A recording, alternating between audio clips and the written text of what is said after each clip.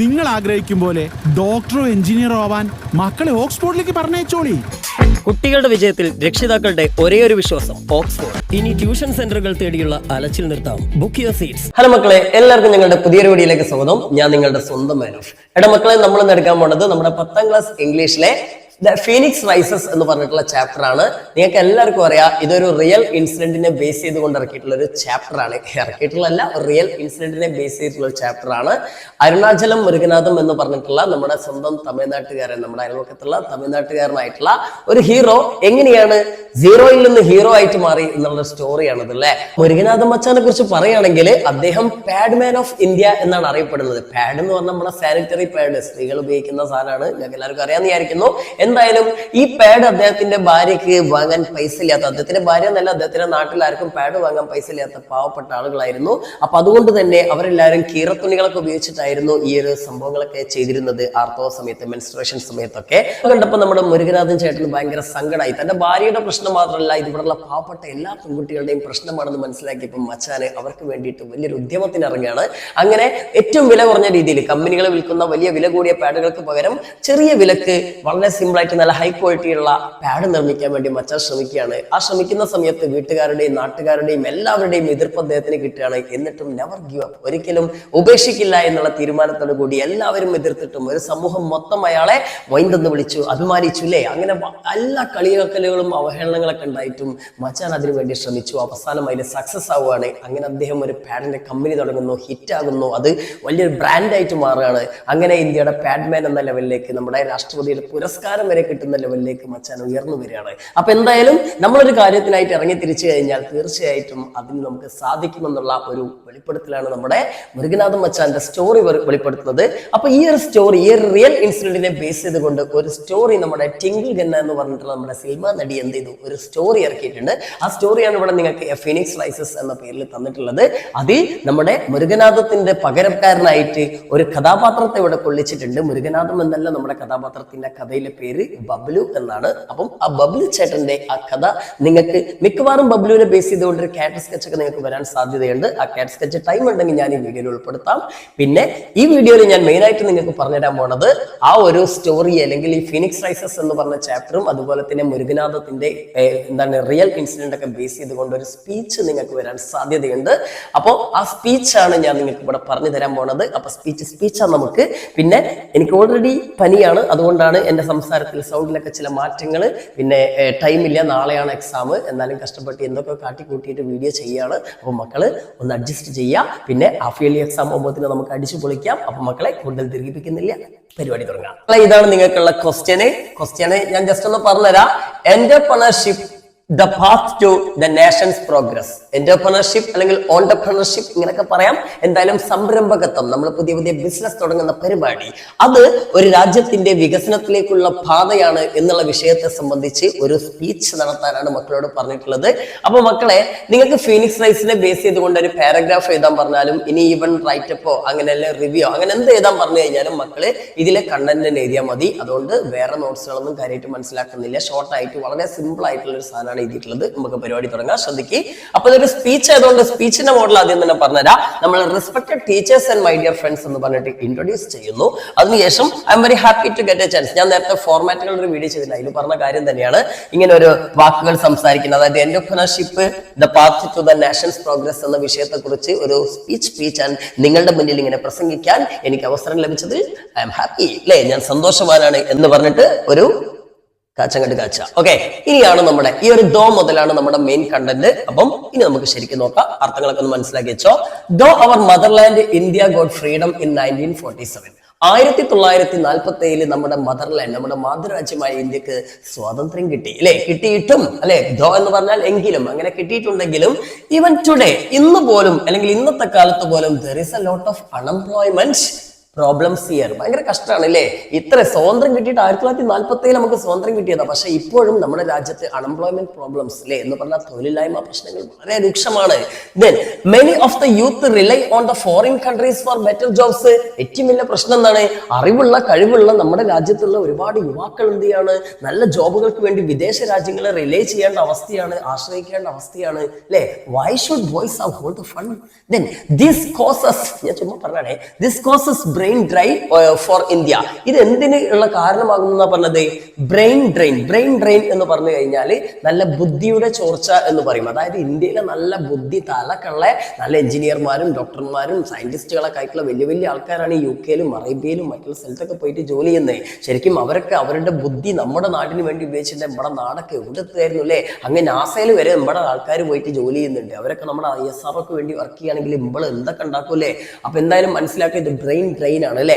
So നോക്കേ, it is high time we have to stop this brain drain so that we can utilize the talent of our youth for the development of our motherland. അപ്പൊ ഈ ഒരു brain drain, ഈ ഒരു ബുദ്ധിയുടെ ചോർച്ച ഇല്ലാതാക്കേണ്ട time അതിക്രമിച്ചു കഴിഞ്ഞിരിക്കുന്നു. ഹൈ ടൈം ആയി എന്നാ പറഞ്ഞത്.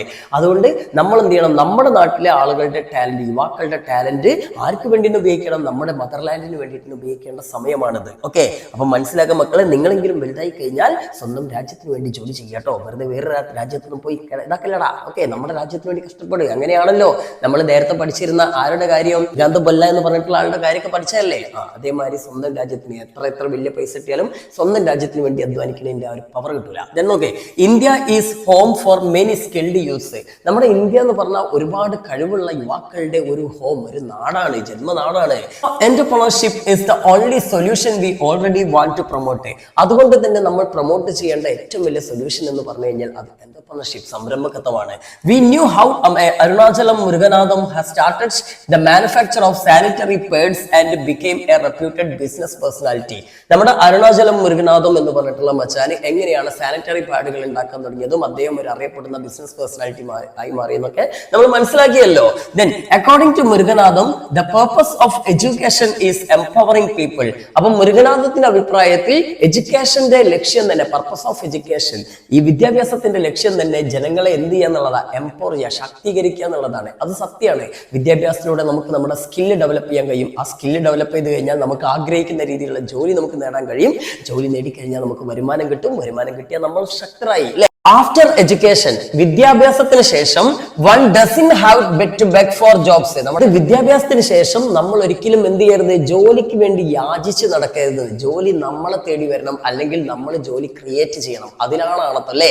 അപ്പോൾ ആണത്തം എന്നല്ല, അതിലാണ് നമ്മുടെ കഴിവ് അല്ലേ? സോ നോക്കി, educated people should try to find solutions to social problems and create jobs for themselves and others. Educated people, അതായത് വിദ്യാഭ്യാസം നേടിയിട്ടുള്ള ആളുകൾ എന്ത് ചെയ്യണം? അവർ try to find solutions to social problems. സമൂഹത്തിലെ പ്രശ്നങ്ങൾക്ക് എന്ത് ചെയ്യണം? അതിന്റെ സൊല്യൂഷൻസ്, പ്രശ്നങ്ങളുടെ സൊല്യൂഷൻ അല്ലെങ്കിൽ പരിഹാരം എന്താണെന്ന് കണ്ടെത്തണം. അങ്ങനെ കണ്ടെത്തി കഴിഞ്ഞാൽ അവർക്ക് ഈസി ആയിട്ട് ജോലി കണ്ടെത്താനും മറ്റുള്ളവരെ ഹെൽപ്പ് ചെയ്യാനും പറ്റുന്നത്. അപ്പം നമ്മൾ മനസ്സിലാക്കേണ്ടത്, നമുക്കൊരു പുതിയ ഒരു ജോലി വേണമെന്നുണ്ടെങ്കിൽ നമുക്ക് സിമ്പിൾ ആയിട്ട് ഒരു സംരംഭകനാവാം. എന്താ? നമ്മുടെ സൊസൈറ്റിയിലെ ആളുകളുടെ പ്രശ്നം എന്താണ്, ആളുകൾക്ക് എന്താണ് വേണ്ടത്, അത് നമ്മൾ മനസ്സിലാക്കി കഴിഞ്ഞാൽ അത് നമുക്ക് കൊടുക്കാൻ കഴിഞ്ഞു കഴിഞ്ഞാൽ അവരുടെ പ്രശ്നം മാറ്റാൻ നമുക്ക് കിട്ടിയാൽ ഓട്ടോമാറ്റിക്കലി നമുക്ക് പണവും വരും, ആളുകൾ നമ്മുടെ കൂടി നിൽക്കും. അതാണല്ലോ ബിസിനസ് അല്ലേ? Then okay, you need education and knowledge to identify the problems.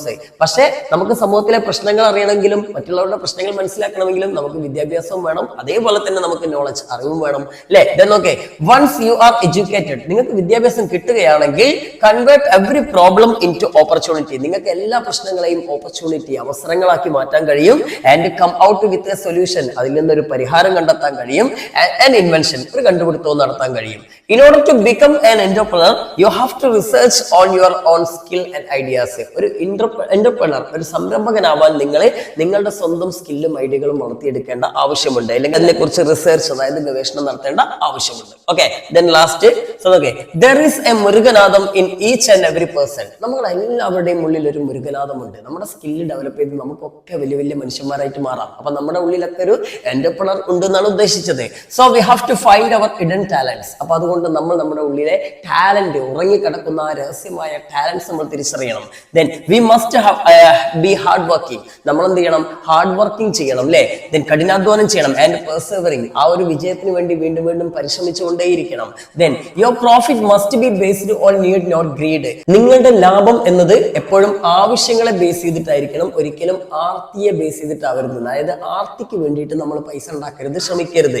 So mister Muruganantham has advised. ഇത് ആരുടെ ഉപദേശ? ഇത് എന്റെ ഉപദേശമല്ല, മുരുകനാഥത്തിന്റെ കേരളത്തിന്റെ ഒരു ഉപദേശമാണ്. അതായത് നമ്മൾ കുറെ പൈസ കിട്ടുക എന്നുള്ളതല്ല, അതിൽ കൂടുതൽ നമ്മൾ എന്താണ് ആവശ്യങ്ങൾക്ക് ഇമ്പോർട്ടൻസ് കൊടുക്കുക, മറ്റുള്ളവരുടെ ആവശ്യങ്ങൾക്കും നമ്മുടെ ആവശ്യങ്ങൾക്കും ഇമ്പോർട്ടൻസ് കൊടുക്കുക. അപ്പം തന്നെ നമുക്ക് ഗ്രോത്ത് ഉണ്ടാവുക. ദെൻ ഇതൊക്കെ ഇത്രയും പറഞ്ഞാൽ മതി. അപ്പൊ നിങ്ങൾ ഇപ്പോൾ റൈറ്റപ്പ് ആണെങ്കിലും എന്ത് സാധനമെങ്കിലും പാരഗ്രാഫ് ചെയ്താണെങ്കിലും ഒക്കെ ഇത് തന്നെ എഴുതിച്ചാൽ മതി ഇതുവരെ. ഇനി സ്പീച്ച് ആയതുകൊണ്ട് നമുക്ക് കൺക്ലൂഡ് ചെയ്യണം. I am concluding my words by expecting you enjoyed my speech. നിങ്ങൾ എന്റെ പ്രസംഗം എൻജോയ് ചെയ്തെന്ന് കരുതുന്നു എന്ന് പറഞ്ഞിട്ട് താങ്ക് യു വെക്കുക. ഇത്രയുള്ള സ്പീച്ച്. അപ്പൊ നമുക്കൊക്കെ കാര്യങ്ങളൊക്കെ മനസ്സിലായില്ലേ? ഓക്കെ, ഇനി നമുക്ക് ജസ്റ്റ് എന്ത് ചെയ്യാന്ന് വെച്ചാൽ ആ ബബ്ലുവിന്റെ ക്യാരക്ടർ സ്കെച്ചും കൂടി നോക്കാം. ഇനി അഥവാ ബബ്ലുവിന്റെ ക്യാരക്ടർ സ്കെച്ച് എങ്ങാനും ചോദിച്ചാലോ അല്ലെ. നമുക്ക് പെലായോന്റെ ക്യാരക്ടർ സ്കെച്ച് ഉണ്ട്, ഓൾഡ് മാൻ്റെ ഉണ്ട്, ഇതൊക്കെ നമ്മൾ ഓൾറെഡി വീഡിയോ ചെയ്തിട്ടുണ്ട്. കാണണമെങ്കിൽ നമ്മുടെ ചാനലിലുണ്ട്, അത് കാണാം. അല്ലെങ്കിൽ നിങ്ങൾക്ക് സ്കൂളിൽ തന്ന നോട്ടെ ഏത് എഴുതിയാലും മാർക്ക് ഉണ്ട് കേട്ടോ, ഒന്നൊരു വിഷയമല്ല. ഇനി ബബ്ലുവിന്റെ ഞാൻ ജസ്റ്റ് ഒന്ന് പറഞ്ഞുതരാം, പഠിക്കാൻ പറ്റുന്നവർ പഠിച്ചോളൂ. ഞാൻ അഥവാട്ടം ചോദിക്കുകയാണെങ്കിലോ അല്ലെ, പറയാൻ പറ്റില്ലല്ലോ, ചിലപ്പോൾ അഥവാ ലോട്ടറി കൊടുത്താലോ. നോക്കി, Bablu Khewat is a typical Indian youth who is very much concerned about his family. അപ്പൊ തന്റെ ഫാമിലിയെ ഒരുപാട് എന്ത് ചെയ്യുന്ന, ഫാമിലിയെ കുറിച്ച് ഒരുപാട് കൺസേൺ ഉള്ള, ഒരുപാട് ടെൻഷൻസ് ഒക്കെ ഉള്ള ഒരു സാധാരണ ടിപ്പിക്കൽ ആയിട്ടുള്ള ഒരു യഥാർത്ഥ ഇന്ത്യൻ യുവാവാണ് നമ്മുടെ ബബ്ലു ഖേവാത്ത്.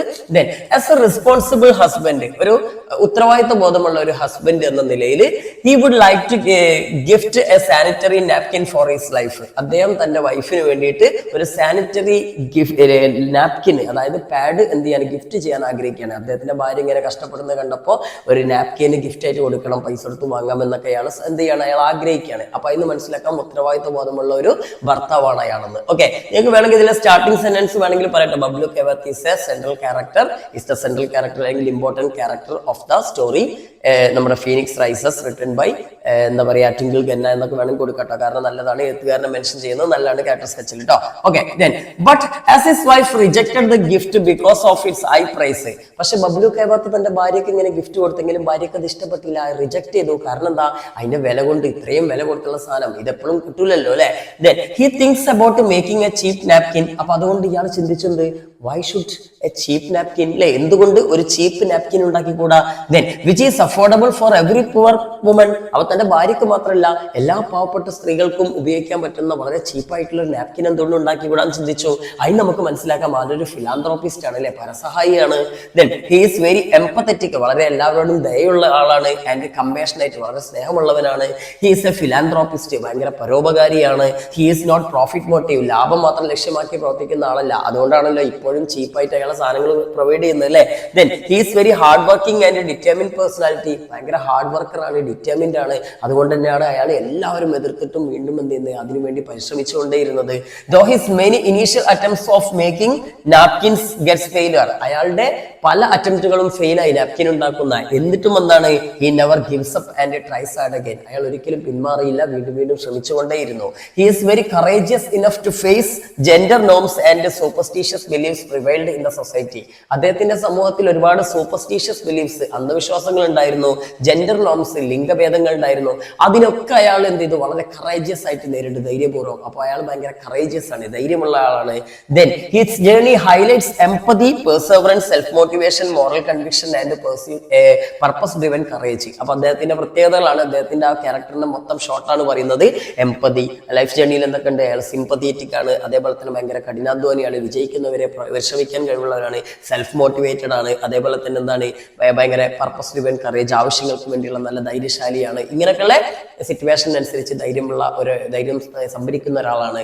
ഇങ്ങനെയൊക്കെയുള്ള പ്രത്യേകതകളൊക്കെ മനസ്സിലാക്കുക. അപ്പൊ ഇങ്ങനെ ഒരാളുടെ പേഴ്സണൽ ആയിട്ടുള്ള ട്രാക്റ്റുകൾ നമ്മൾ എഴുതുന്ന പരിപാടിയാണ് ക്യാരക്ടർ അനാലിസിസ് അല്ലെങ്കിൽ ക്യാരക്ടർ സ്കെച്ച് എന്ന് പറയുന്നത്. അപ്പൊ മക്കളെ കാര്യം കിട്ടിയില്ലേ? അപ്പൊ മക്കളെ കുത്തിരുന്ന് വേഗം പഠിച്ചോളി, കുറച്ച് ടൈമേ ഉള്ളൂ. അപ്പൊ എല്ലാവർക്കും ഓൾ ദ ബെസ്റ്റ്.